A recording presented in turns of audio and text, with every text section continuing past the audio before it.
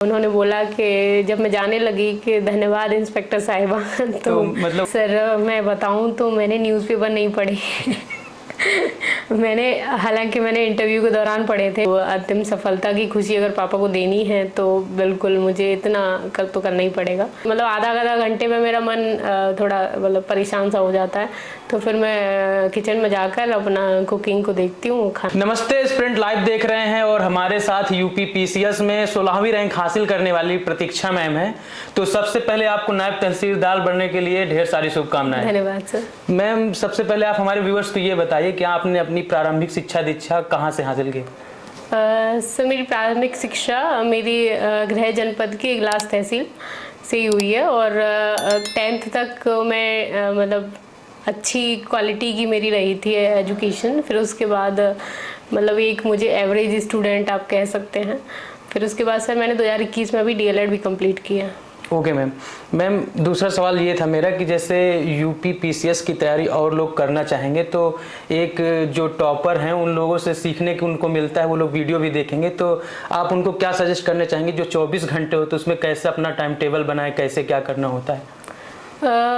मुझे लगता है कि हमें हर सब्जेक्ट को ध्यान में रखते हुए अपने टारगेट्स बनाने चाहिए और सुबह से ही हमें लग जाना चाहिए कि आज हमारा डेली टारगेट क्या होने वाला है और उस हिसाब से हमें कितने घंटे लगेंगे। हम एक फिक्स टाइम नहीं कह सकते कि आप इतने घंटे पढ़िए तो आपका सिलेक्शन हो जाएगा।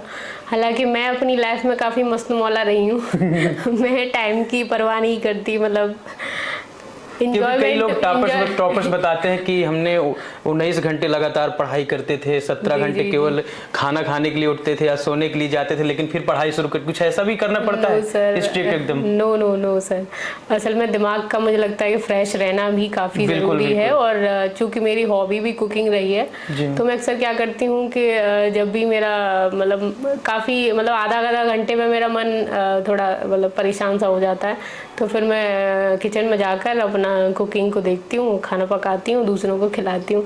तो क्या इस तरह का मतलब एंजॉयमेंट भी ज़रूरी है पढ़ाई के साथ साथ, लेकिन आप डेली टारगेट्स को पूरा करने में बिल्कुल हमें कोई कसर नहीं छोड़नी चाहिए। मेरा ये सवाल था कि ऐसी बड़ी परीक्षाओं को क्लियर करने में क्या योगा भी एक अहम भूमिका निभाता है? बिल्कुल सर, चूँकि इससे हमारे मानसिक संतुलन और शांति का हमें एहसास होता है और चूँकि ये परीक्षा काफ़ी एक लंबा प्रोसेस है तो सर उसके लिए चाहिए कि हमारा धैर्य कायम रहे और हम बिल्कुल आगे संयम रहे अपने।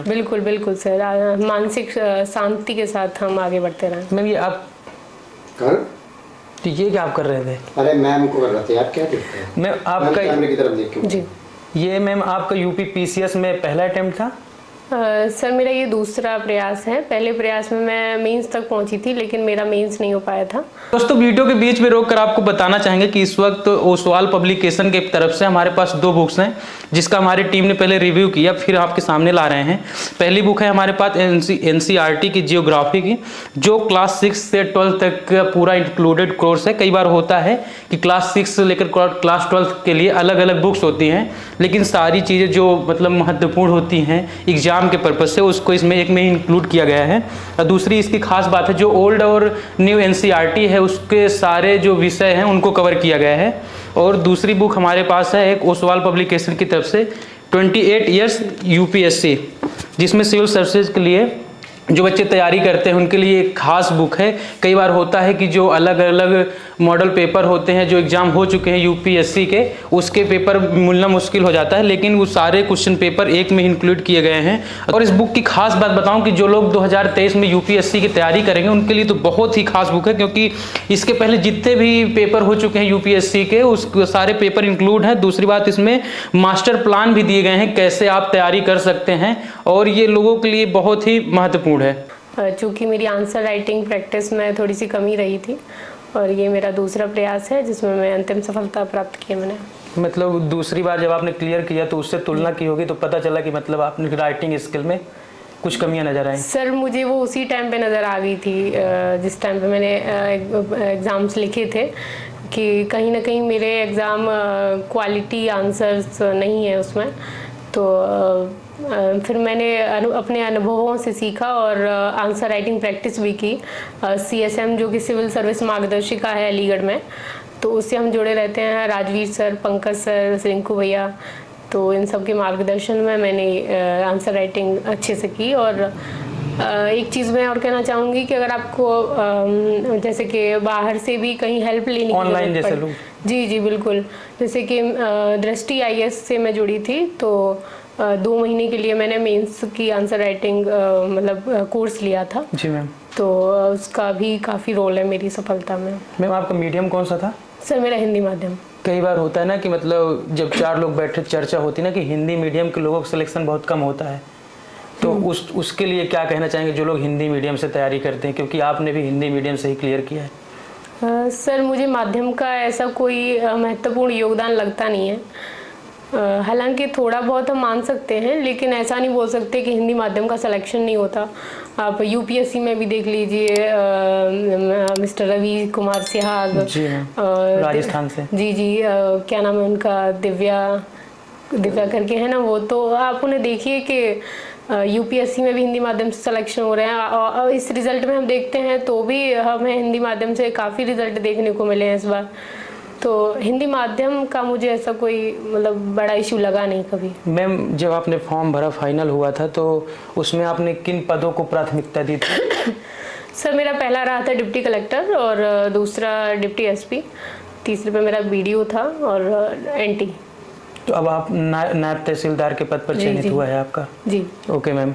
मैम अगला सवाल ये था कि जैसे कई लोग होते हैं ना कि चर्चा करते, जैसे आपने इसके पहले भी चर्चा की थी कि पेन या पेंसिल का भी एक महत्वपूर्ण योगदान होता है, बिल्कुल, उसके बारे में अगर बताना चाहें आप। सर हालांकि ये अपना अपना मतलब हो सकता है कि हमारा हाथ किस पेन में हाँ बिल्कुल सूटेबल है, लेकिन मेरा जो सही लगा वो था पायलट V5 का पेन है, जो कि 70-80 रुपए का आता है। काफ़ी महंगा पेन। शुरुआत में थोड़ी सी मतलब मुझे लगता था कि नहीं, हम पापा के पैसे इस तरह बर्बाद नहीं कर सकते इस तरह पेन्स में पर चूंकि ये था कि अब अंतिम सफलता की खुशी अगर पापा को देनी है तो बिल्कुल मुझे इतना तो करना ही पड़ेगा। सर पेन का रहता है, काफ़ी रोल रहता है, उससे स्पीड चूंकि मेरी काफ़ी अच्छी आई थी और राइटिंग भी काफ़ी सुंदर आया था। तो बिल्कुल आप पेन का ध्यान रखिए, और पैसे वैसे की कोई ऐसी वो नहीं है। आप अभी SI भी हैं? जी जी जी, मेरा SI में चयन हुआ था अभी 2021 जो बैच है, और 20 अभी आपकी ट्रेनिंग चल रही होगी? ट्रेनिंग कंप्लीट हो गई? 20 मार्च से सर मेरी ट्रेनिंग मैंने ज्वाइन की थी, अभी हाल ही में 2023 में। तो उस दौरान पढ़ाई भी चलती रहती थी? नो सर, अभी ज्वाइन किया ना मैंने इंटरव्यू देने के बाद। ओके। मेरा 15 मार्च को अभी इंटरव्यू था, और फिर उसके बाद 20 मार्च को मैंने उसकी ट्रेनिंग ज्वाइन की है, और फिर मैं 15 दिन के अंतराल में ही मैं PCS बन गई। ओके, मैं SI से सीधा UP प्रमोट हो गई sir.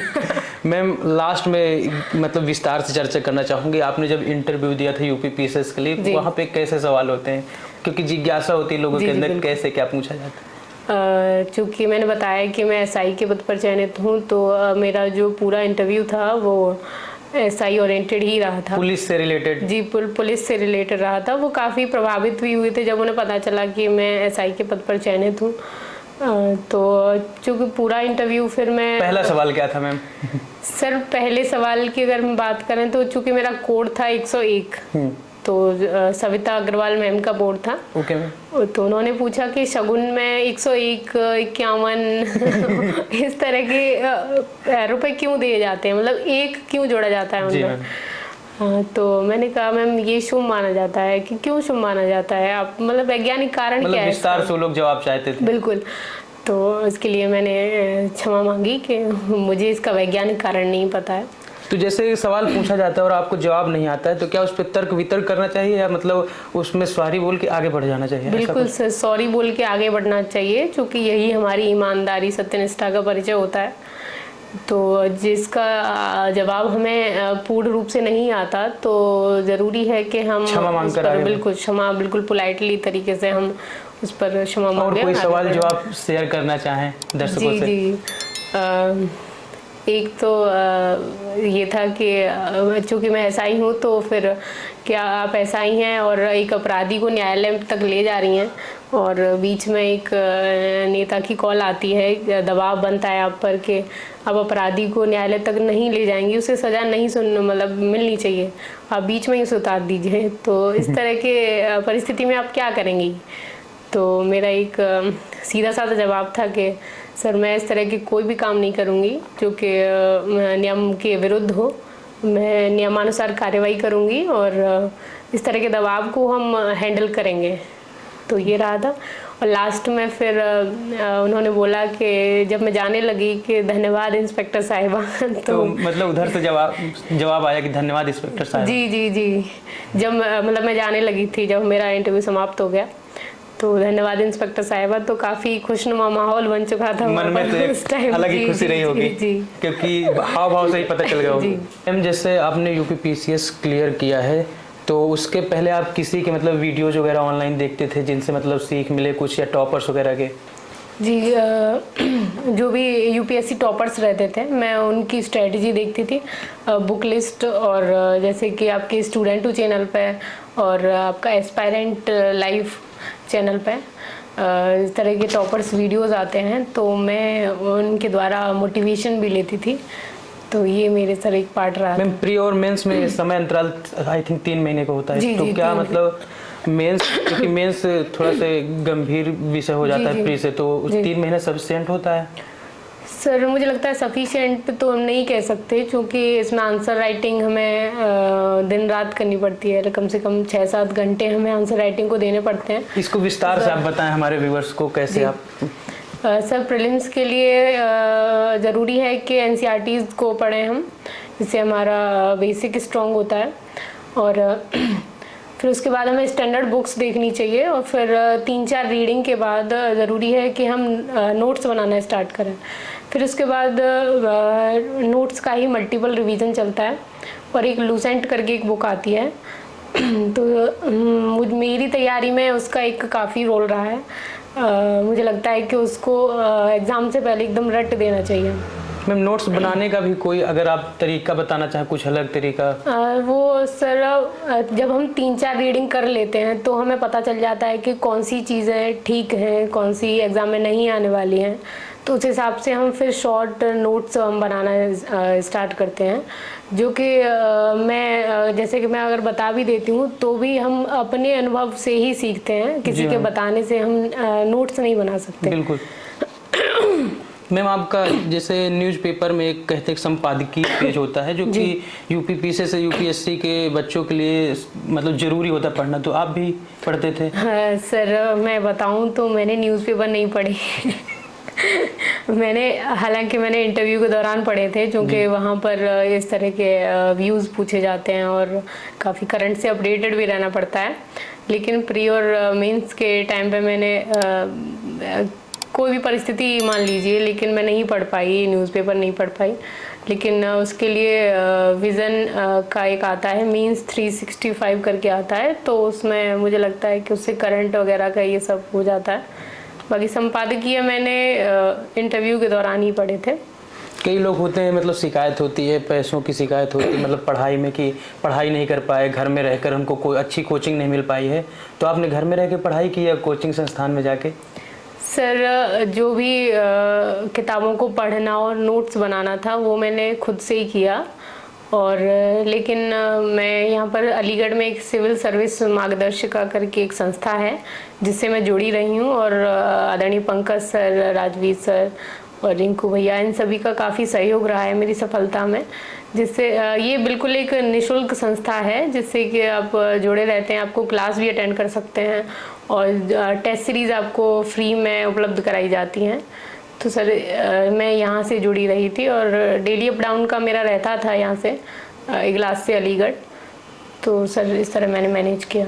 Okay ma'am, last question है, जैसे रिजल्ट देखा गया तो टॉप 10 रैंक में लगभग 80% महिलाओं की भागीदारी रही, तो अंत में हमारे व्यूअर्स को आप क्या मैसेज देना चाहेंगे? महिलाओं को कम ना समझें। और रिजल्ट में आपने ये देख ही लिया होगा। जी। बाकी ये है कि मैं जो तैयारी करने वाले बच्चे हैं मैं उनसे कहना चाहूँगी कि लगातार लगे रहिए। सफलता एक दिन में नहीं लेकिन एक दिन ज़रूर मिलती है। अपने नोट्स तैयार कीजिए, उनका मल्टीपल रिवीजन कीजिए और धैर्य और संयम बनाए रखिए। जैसे कि पहले प्रयास में मैं भी काफ़ी दुखी हुई थी कि मेरा नहीं हो पाया, लेकिन दूसरे प्रयास में मेरे धैर्य और संयम और मेहनत से और मेरे गुरुजनों के आशीर्वाद से और माता पिता, बिल्कुल माता पिता बिल्कुल बिल्कुल उन्होंने ही मार्गदर्शन दिया था शुरुआत में। Okay ma'am. तो इन सभी के सहयोग से मैं यहाँ तक आई हूँ। Okay, thank you ma'am. Thank you.